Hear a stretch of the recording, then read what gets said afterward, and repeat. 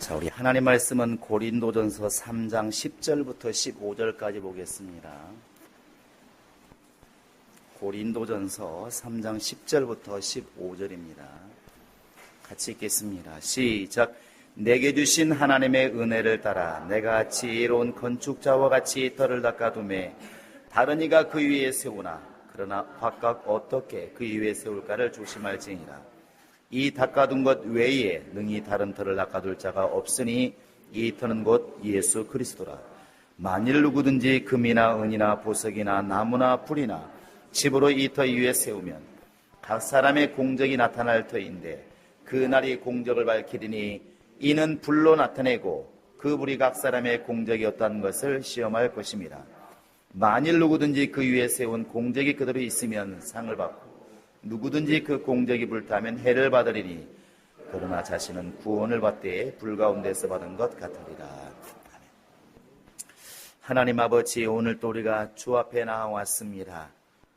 정말 이 시간도 주 앞에 나올 때 귀한 예물을 준비하되 매주 정한 예물을 드리는 그들의 약속에 믿음을 받아주시고 또 소득의 10의 1조를 공개함으로 나의 모든 것이 하나님으로부터 왔다는 것을 고백하는 그들의 믿음을 주께서 연락받아 주시며 범사에 두신 하나님을 감사하고 기억하여 감사함을 드린 모든 이들에게도 하나님의 은혜가 임하게 도와 주시옵소서.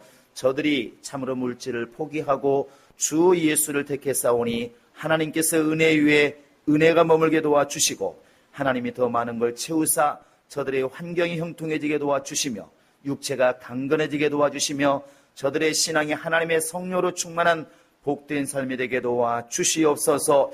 이 시간도 오직 우리가 주의 이름으로 주 앞에 예배하러 나왔사오니 하나님만을 기억하는 시간 되게 도와 주시며 세상에서 겪었던 많은 것들은 다 주님께 내려놓게 도와 주시고 예수 안의 평강과 은혜와 하나님의 생명만을 경험하는 믿음의 시간 되게 하여 주시옵소서. 감사하고 예수님의 이름으로 기도합니다. 아멘. 주 앞에 감사하고 있는 여러분의 가정 속에 환경 속에 주의 복이 함께 하시기를 예수 이름으로 축원합니다. 우리 인간은 내일을 생각하는 그런 지혜가 우리에게 있습니다.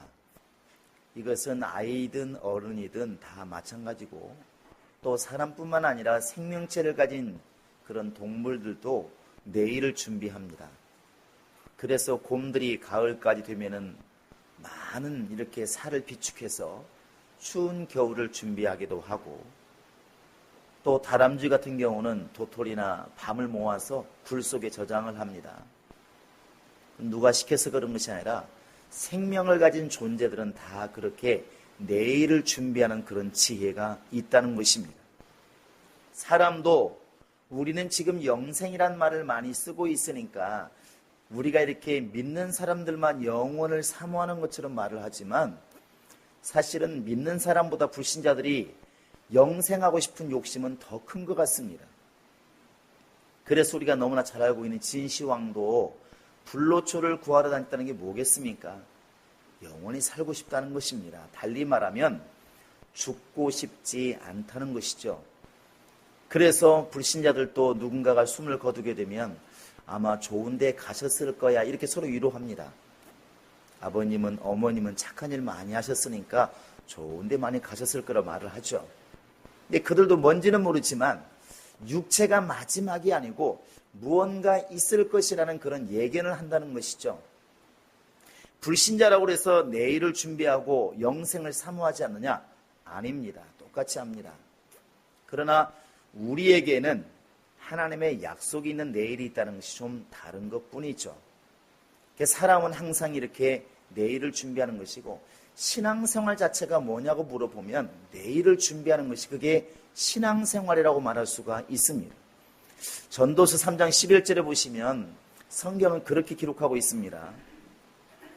하나님이 모든 것들을 때를 따라서 이렇게 아름답게 하셨는데 봄이 되면 꽃이 아름답고 겨울 되면 열매가 아름답고 이렇게 때를 따라서 아름답게 지으셨는데 사람에게는 영원을 사모하는 마음을 주셨느니라 그랬어요. 내가 똑똑해서 영원을 사모하는 마음이 있는 것이 아니고 하나님이 인간에게 육체의 생기를 불어넣으실 때 이미 영적 존재가 되게 하실 때 영원한 것을, 곧 영생을 사모하는 그런 마음이 이미 우리에게 주어져 있다는 것입니다. 사람은 누구나 할 것 없이 영생하고 싶은 이런 욕구가 있습니다. 근데 그 영생을 충족시키는 게 뭐냐면 내일을 준비하는 믿음입니다. 근데 우리가 이렇게 말을 할 때 안 믿는 사람들이나 믿는 사람들이 이런 말들을 혹간히 합니다. 아유, 죽으면 끝나지. 뭐 죽은 다음에까지 그렇게 뭐 준비한다고 그렇게 야단법석을 떠는가. 아무리 영생이 있으면 뭐냐, 지금 고생하는데, 이런 말들을 많이 합니다.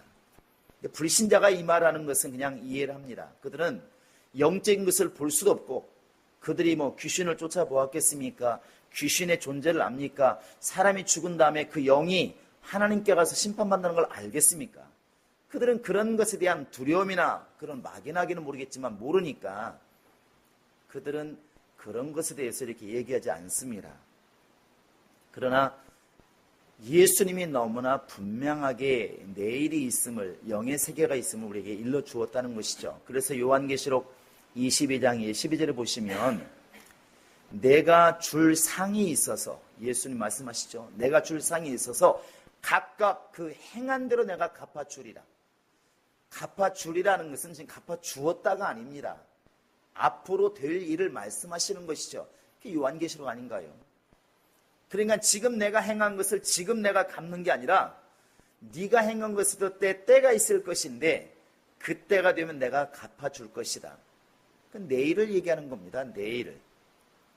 또 예수님이 이렇게 말씀하십니다. 마태복음 16장 27절에 보시면 내가 다시 올 때 그 행한 대로 갚아주리라.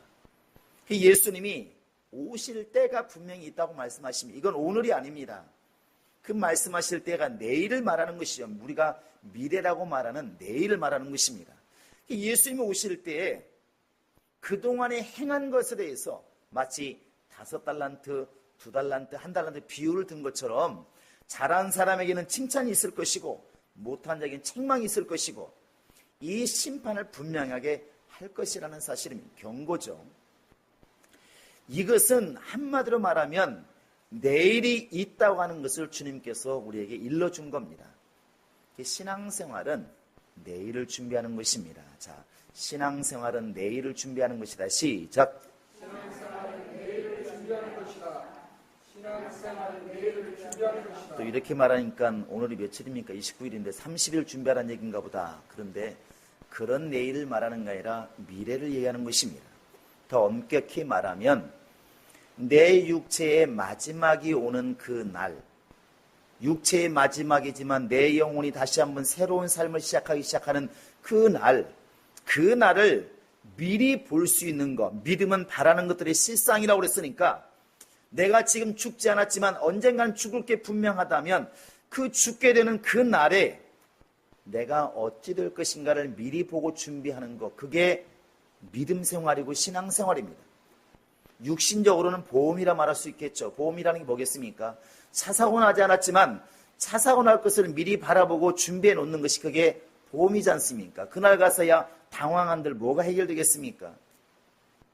그것처럼 신앙생활이라고 하는 것은 언젠가 육체가 이제 마지막에 온다는 것을 믿음으로 보는 것, 내가 주님 앞에 서게 되는 그날이 있다는 것을 믿음으로 보는 것, 그것을 바라보고 준비해 나가는 것이 그게 영적 생활입니다. 세상 사람들은 분명히 주변에서 자기 친척이 또 자기 형제들이 이렇게 먼저 숨을 거두는 것을 보면서도 죽은 사람 불쌍하다고 울어주긴 하지만 자기가 죽을 것에 실감하지 못합니다.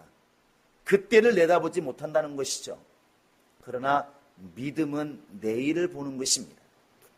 분명한 것은 지금 내가 비록 가지고 있는 물질이 나에게 당당함을 주고 내가 배운 지식이 다른 사람보다 내가 우쭐하게 만들고 나의 가진 환경이 다른 분보다 좀 우월해서 야, 죽으면 끝나는 것이다. 지금 살아있을 때 잘 먹고 잘 살아라. 이렇게 말할 수 있을지 모르겠지만 하나님이 성경을 통하여 예수를 통하여 우리에게 일러준 것은 이겁니다.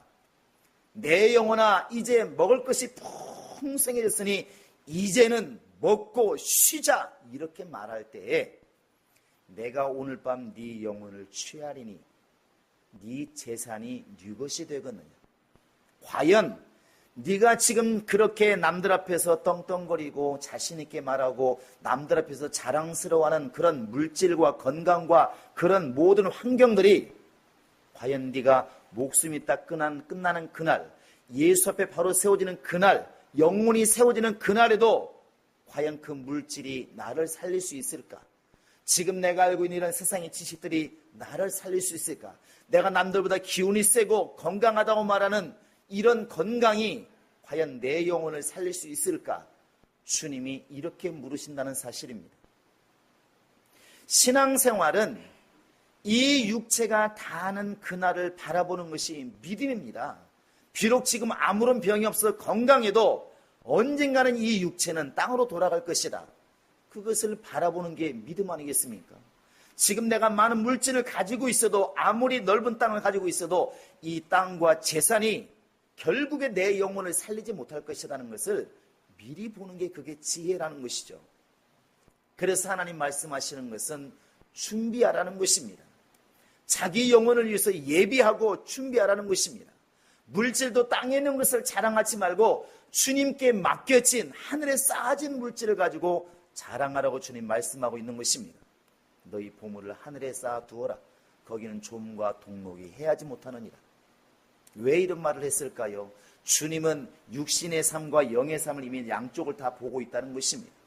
육신만을 가지고 자랑하고 몸만 가지고 자랑하던 그 사람들의 영혼이 죽은 다음에 얼마나 고통스러워 괴로워하는 것을 이미 주님은 다 보고 있기 때문에, 미래를 지금처럼 보기 때문에 이런 우리에게 지혜의 말씀을, 능력의 말씀을 허락해 주는 것입니다.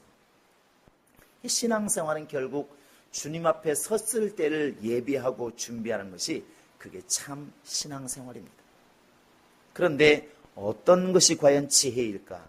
어떤 것이 과연 능력일까? 오늘 말씀에서는 예수라고 하는 그 터 위에 집을 세우는데 금과 은과 보석과 같은 것으로 집을 짓는 자가 복이 있다고 그랬습니다.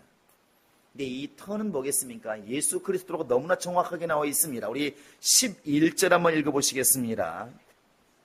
11절입니다. 시작. 이 닦아둔 것 외에 능히 다른 터를 닦아둘 자가 없으니 이 터는 곧 예수 그리스도라. 사람이 볼 때는 집만 보입니다. 집만 보여요. 그런데 그 집을 어디에 짓느냐가 중요하다고 지금 말씀하고 있는 것입니다. 이번에도 중국에서도 뭐 물난리가 나니까 그 하천 옆에 있는 집들이 하천이 물이 많아져서 막 하천이 이렇게 무너지니까 그 아파트가 무너지는 걸 보았습니다. 그 아파트가 잘못된 게 아니라 아파트가 세워진 위치가 잘못된 것이죠. 그것처럼 어디에 지금 터를 닦고 세워지느냐도 매우 중요하다는 것입니다. 집이 튼튼하게 세워지는 것도 중요하지만 맨 처음에 해야 할 게 뭐냐면 터를 잘 잡는 것입니다. 터. 이것을 우리가 신앙생활의 어떤 근본으로 말할 수 있는데, 늘 말씀드리지만 저 산에 가서 지금 돌을 보고 산을 보고 바위를 보고 비는 사람들 우리 못지않게 정성이 있습니다. 다른 종교를 믿는 사람들도 나름대로 최선을 다합니다. 뭐가 다를까요? 정성을 다하고 힘을 다하는 것, 경건을 다하는 것은 별 차이가 없어 보입니다. 그런데 터가 다르다는 것이죠. 자기의 정성 위에 자기의 신앙을 건축하고 있는 것이고, 우리는 예수의 말씀을 듣고 예수의 터 위에 지금 우리의 신앙을 건축하고 있는 것입니다. 언젠가 이렇게 다큐멘터리를 보니까 한강에 이렇게 섬들이 꽤 많이 있습니다. 양수리에 있는 어떤 그 섬에, 좀 아는 섬이죠. 잡초만 있고 버드나무 몇 개 있고 그냥 풀만 있습니다. 사람이 거기는 들어갈 일이 없는 그런 섬이에요. 그 이야기는 새들이 볼 때는 너무나 좋은 천국인 거예요. 집 지키기가. 길거리에 치면 사람이 알을 막 꺼내가잖아요. 새끼도 잡아가고. 그런데 이렇게 강 가운데 섬이, 이제 우리 예배당 많은 섬이 있으니까 가다 보시면 압니다. 있는데 거기에 이제 풀이 왕성해 자랐습니다. 사람 키만큼. 그러니까 거기에 새들이 너무 좋으니까, 환경이 좋으니까 거기다 집들을 많이 지었어요. 그래서 뜸보기도 집을 짓고 물새도 집을 짓습니다. 물에서 잠깐 위에 올라가 있는 것이죠. 그 땅은 물에서 기껏해야 50cm밖에 안 나와 있습니다. 그런데 거기다 집을 지으니까 너무 좋은 거예요. 멀리 갈 것 없이 바로 그냥 집 옆에가 물고기 뛰어노는 강이고 그러니까 어미새가 얼마나 편안하고 좋았겠습니까? 사람이 들락날락하기를 하나 긴장할 것도 없고 먹을 것 많고. 근데 문제는 이제 알을 잘 품어서 새끼를 딱 낳았는데 새끼가 이제 털이 막 날라갈 때 홍수가 나고 이제 물 수위가 높아지니까 어미새들이 비상에 걸렸습니다. 막 날아다니면서 막 käkäkäkäkäkä 막 하죠. 꼭 이 소리는 아닙니다. 근데 막 새가 막 난리가 납니다. 어미새가. 그런데 아무리 애가 탄들 결국 집이 물에 잠기고 그 새끼, 그렇게 피가 튀어기는 새끼 결국은 다 이제 물에 떠나가 죽습니다. 나중에 물이 다 빠진 다음에 보니까 뭐 새집이고 새끼고 알이고 다 떠내려갔습니다. 끝난 거죠, 그냥. 그런데 여기서 우리가 생각해 봐야 될 게 뭐냐면 그 새집이 지금 잘못됐을까? 새의 정성이 부족했을까? 아니라는 겁니다. 새집은 역시 아름답게 잘 지었고 알도 잘 낳았고 다른 새 못지않게 잘 정성을 품어서 새끼까지 낳았습니다. 뭐가 잘못됐을까? 집을 짓는 위치가 잘못됐다는 것이죠. 그 집을 만약에 산속에 지었더라면 다른 새들처럼 육지에 지었더라면 문제가 없었는데 너무나 물 옆에 지은 그것이 결국에는 1년의 자식 농사 이제 망치게 된 것이죠. 우리 신앙은 그렇지 않을까 한번 생각해 보라는 것입니다. 많은 사람들이 예수를 믿으니까 우리 믿음만 정성 있고 열심히 있는 것처럼 보이지만 열심으로 말하면 오히려 다른 종교를 믿는 사람들이 더 열심히 있는 것 같아요. 늘 말씀드리지만 이렇게 저희도 어릴 때 보면 저희 할머니라든지 이웃집의 할머니들 이렇게 산에 가서 이렇게 물 나온 데 있잖아요. 그냥 부처 하나 세워놓고 돌사 하나 세워놓고 빕니다. 새벽마다 올라가 피고 무슨 일만 있으면 빌어요. 정한수 떠놓고. 제가 볼 때 우리 교인들 새벽 기도하는 것보다 훨씬 열심히 합니다. 죄송합니다. 우리 교인들의 정성보다 훨씬 정성이 큰 것 같아요.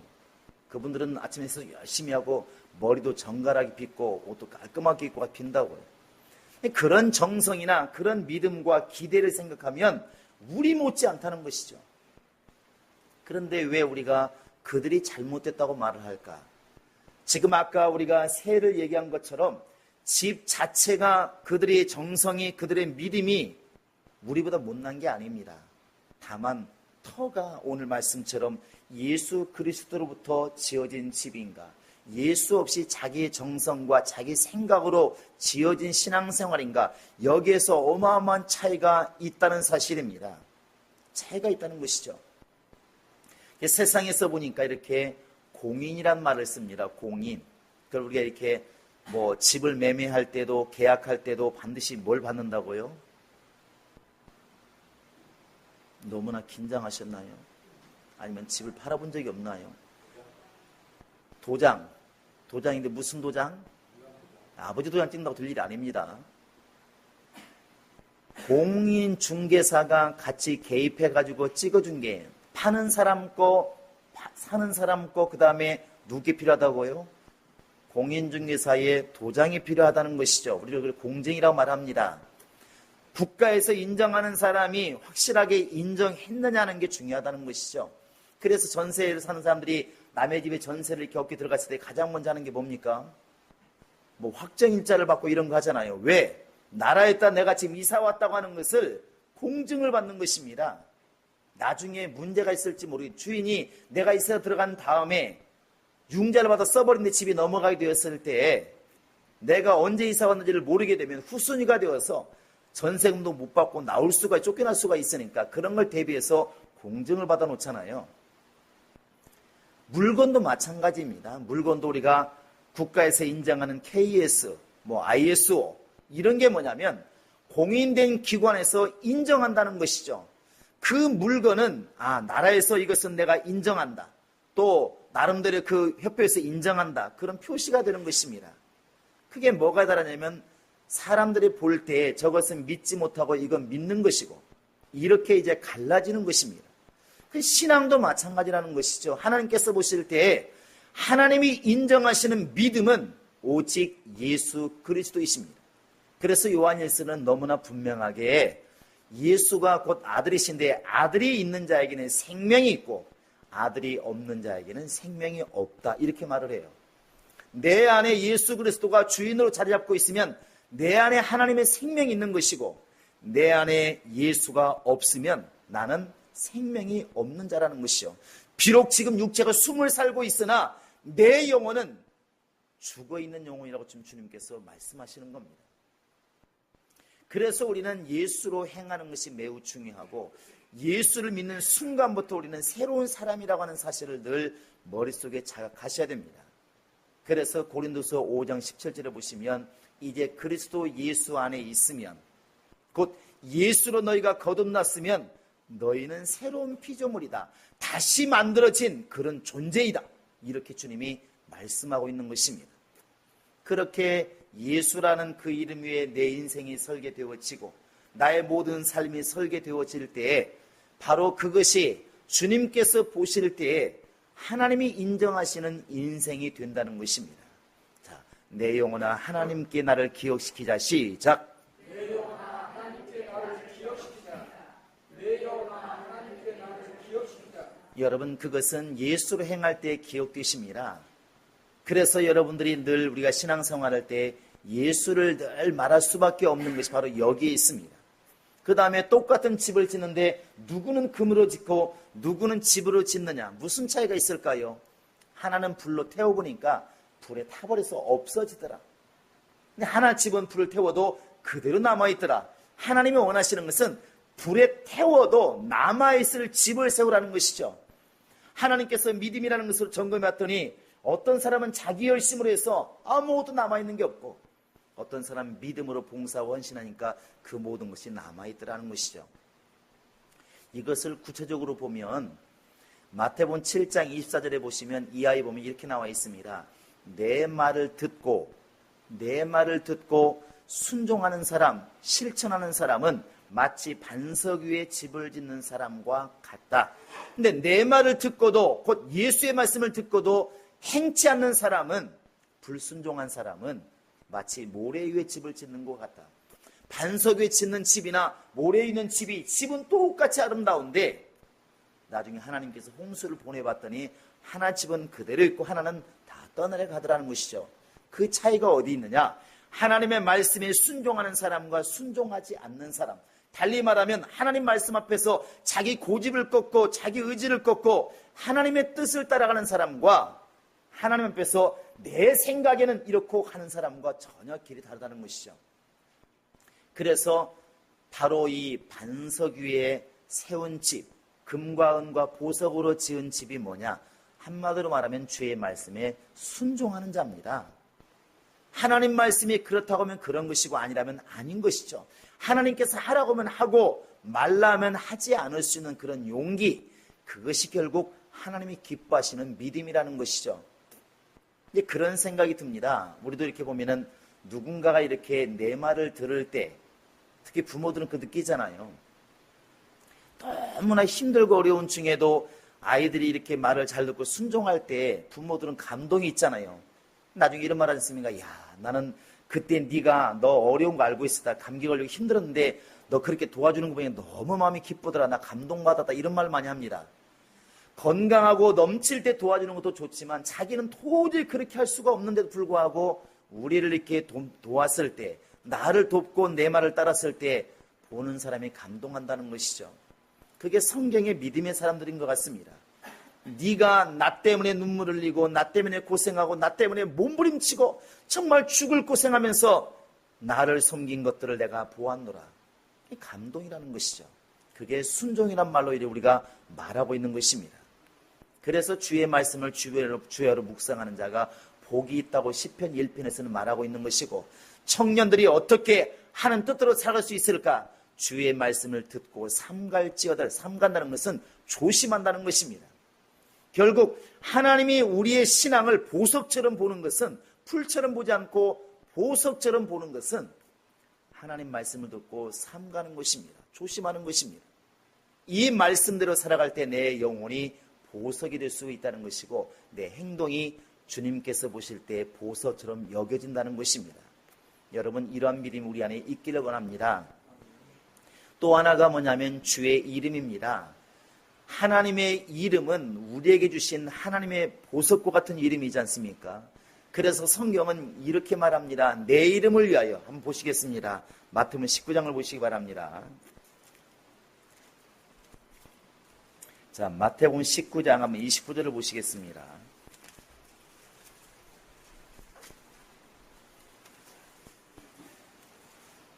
마태복음 19장 29절 한번 읽어보실까요? 자, 시작. 또 내 이름을 위하여 집이나 형제나 자매나 부모나 자식이나 전토를 벌인 자마다 여러 배를 받고 또 영생을 상속하리라. 영생을 상속하리라. 누가 영생할 수 있느냐? 내 이름을 위하여, 내 이름을 위하여 핍박받고 고생하는 사람, 그들이 이제 하나님의 영생을 소유한다는 것입니다. 하나님이 아무에게 영생을 주느냐? 그게 아니라 예수 이름 때문에 핍박받고 예수 이름을 지키기 위해서 몸부림치는 사람들, 그 사람들에게 영생을 주시겠다는 것이죠. 그럼 베드로나 요한이나 야고보처럼 예수님의 그 12 제자들, 비록 한 명은 실패했지만 그 11명의 제자들이 무엇 때문에 그렇게 목숨 걸고 핍박받으면서 고생했을까? 우리 한번 사도행전을 보시기 바랍니다. 사도행전 5장을 보시기 바랍니다. 사도행전 5장. 우리 한번 41절 보시겠습니다.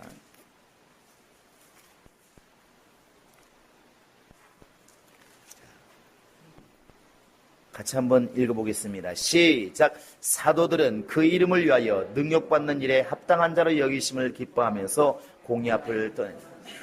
사도들이 가장 기뻤던 것은 어떤 사람이 매 맞는 게 기쁘고 어떤 사람의 감옥에 가는 게 뭐가 기쁘겠습니까?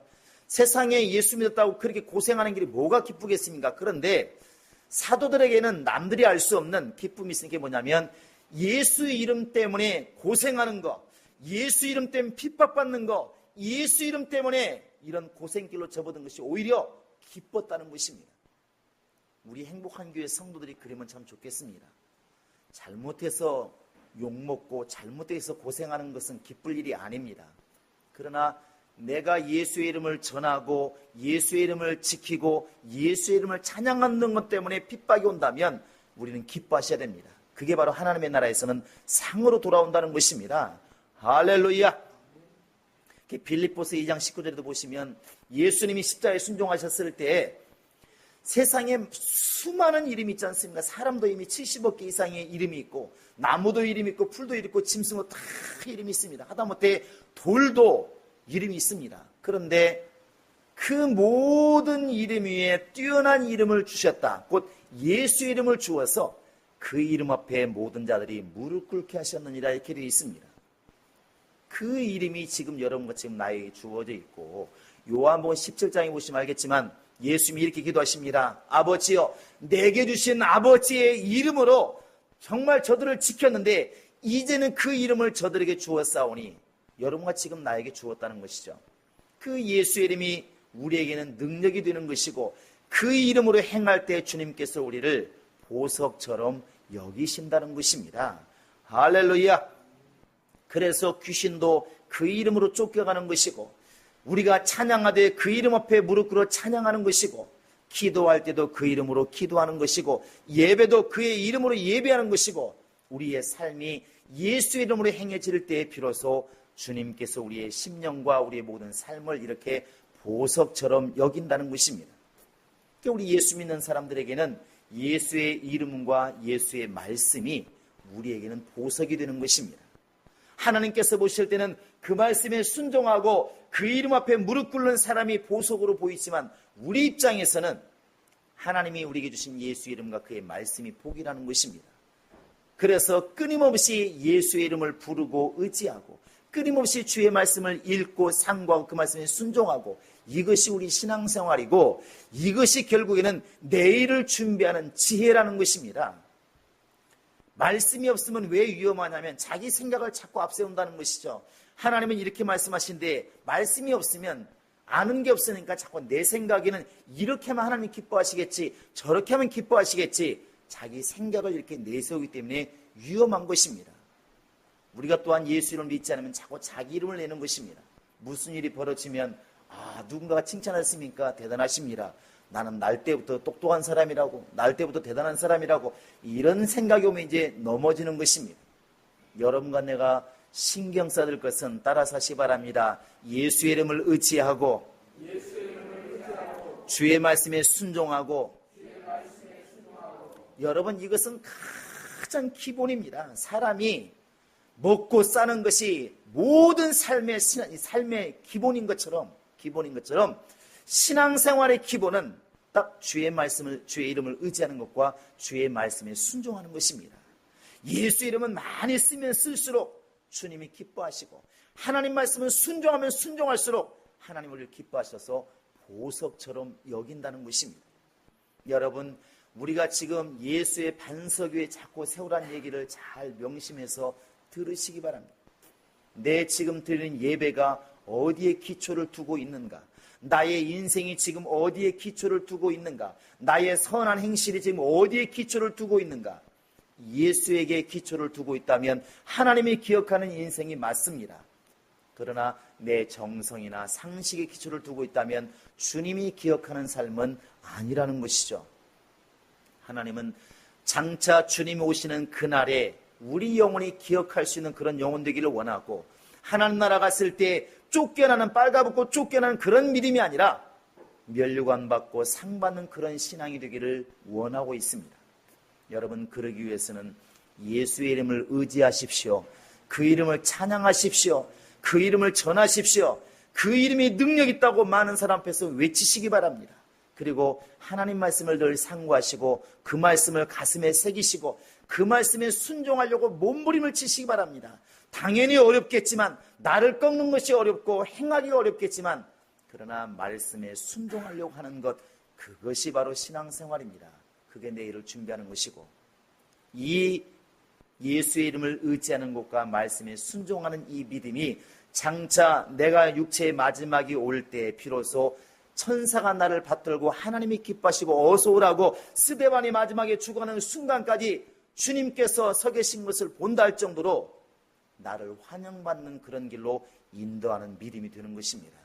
우리 모든 성도들은 정말 예수라고 하는 터 위에 여러분의 생을 건설하시기 바랍니다. 예수의 이름을 의지하시고 그의 말씀에 순종해서 하나님의 보석처럼 여기는 그런 영혼이 될 수 있기를 주의 이름으로 축원합니다. 이 시간 우리 다 같이 기도하시겠습니다.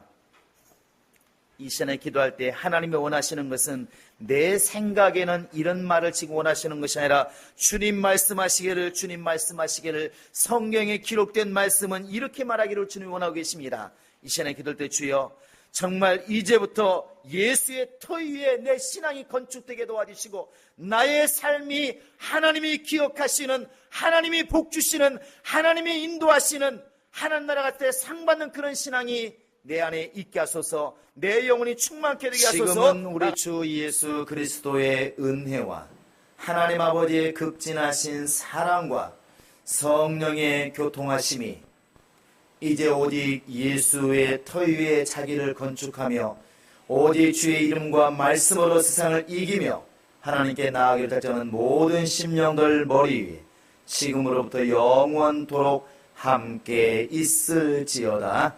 아멘.